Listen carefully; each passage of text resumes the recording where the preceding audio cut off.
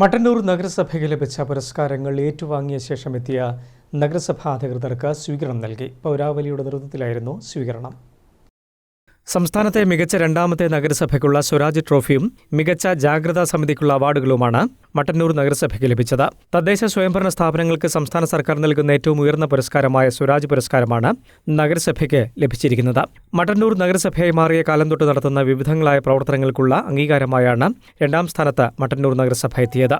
സംസ്ഥാന വനിതാ കമ്മീഷന്റെ മികച്ച ജാഗ്രതാ സമിതിക്കുള്ള പുരസ്കാരം കഴിഞ്ഞ ദിവസമാണ് തിരുവനന്തപുരം വൈലോപ്പിള്ളി സംസ്കൃതി ഭവനിൽ വെച്ച് മന്ത്രി പ്രൊഫസർ ആർ ബിന്ദുവിൽ നിന്നും നഗരസഭാ അധികൃതർ ഏറ്റുവാങ്ങി തിരിച്ചെത്തിയത്. മട്ടന്നൂർ പോലീസ് സ്റ്റേഷൻ പരിസരത്ത് നിന്നും ബാൻഡ് മേളത്തിന്റെ അകമ്പടിയോടെ തുടങ്ങിയ സ്വീകരണ ഘോഷയാത്ര നഗരം ചുറ്റി ബസ് സ്റ്റാൻഡ് പരിസരത്ത് സമാപിച്ചു.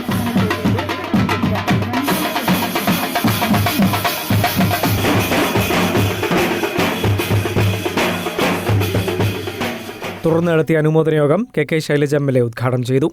ഇതെല്ലാം തന്നെ വളരെ അഭിമാനകരമായിട്ടുള്ള മുഹൂർത്തമാണ് എന്ന് നമുക്ക് എല്ലാവർക്കും സന്തോഷിക്കാം. നിരന്തരമായിട്ട് നടത്തുന്ന പ്രവർത്തനങ്ങളുടെ ഭാഗമായിട്ടാണ് അവാർഡുകൾ തേടി വരിക. ഷാഹിദ് മാഷ് പറഞ്ഞതുപോലെ അവാർഡുകൾ ലഭ്യമാകുമ്പോൾ കൂടുതൽ വലിയ ഉത്തരവാദിത്തങ്ങൾ ഏറ്റെടുക്കാനുണ്ട് എന്ന ധാരണയാണ് ഉണ്ടാവേണ്ടത്. അതാണ് നമ്മളെല്ലാം സ്വീകരിക്കുന്നത്. ഇവിടെ മട്ടന്നൂർ നഗരസഭയെക്കുറിച്ച് പറഞ്ഞത് ശരിയാണ്. നേരത്തെ പഞ്ചായത്തായിരിക്കുന്ന സമയത്തും സഖാവ് നൂതൻ മാസ്റ്റർ പോലുള്ള പ്രതിഭാശാലികളായിട്ടുള്ള പഞ്ചായത്ത് പ്രസിഡന്റുമാർ നല്ല രീതിയിൽ കൈകാര്യം ചെയ്തൊരു പ്രദേശമാണിത്.